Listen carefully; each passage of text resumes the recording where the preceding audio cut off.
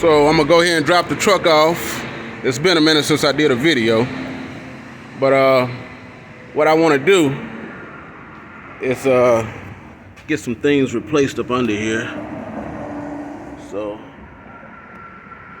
I don't know if you can see that, but you see how bad that bushing is right there on that outer tie rod. We're gonna replace that.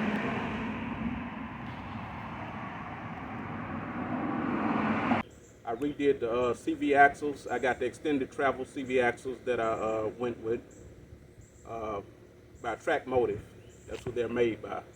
A lot of people don't know when you're lifting your truck a little higher, a couple of inches higher, your CV joints tend to have a little bit more stress with the coilover shocks. So what I did was say, you know what, let me figure out what's the solution for it. And so I went with the extended travel CV axles, and that was my solution to where I was able to have more room play when it comes to going over bumps or doing a little bit off-roading, things of that nature.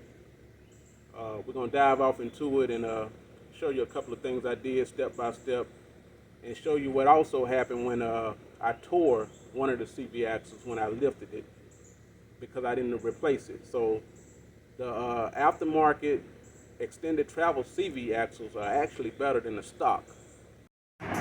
So the truck coming along pretty good. Let's go check out the front. He hadn't done the back yet.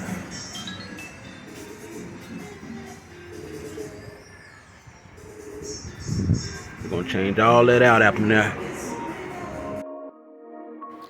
So what we're gonna do is we're gonna replace the tie rods, which are worn out. We're gonna also replace the spindles along with the cross member. I had a 6-inch lift and I upgraded it with some modifications to what led me to getting a 9-inch, 9.5. So now I'm about to do 11, 11.5 all together by the time it's all said and done. As you can see, he already finished the front. He hasn't done the back yet. And from the wheel well to the top of the tire, it's measuring right at 13 inches in the front.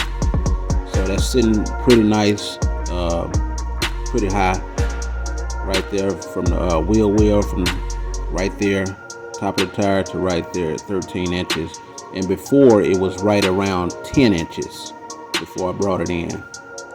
So another 3 inches right there.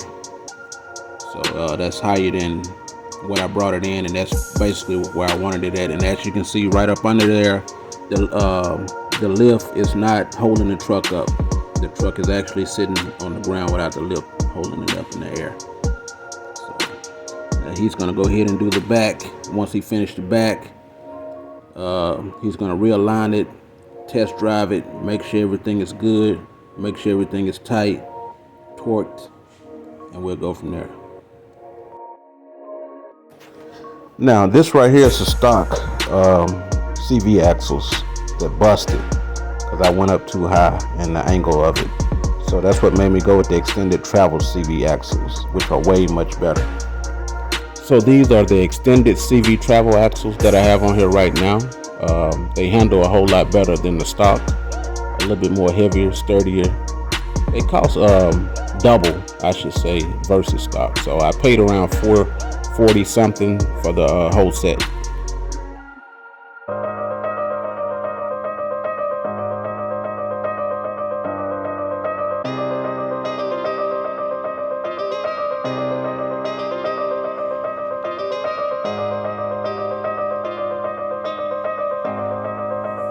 Storm.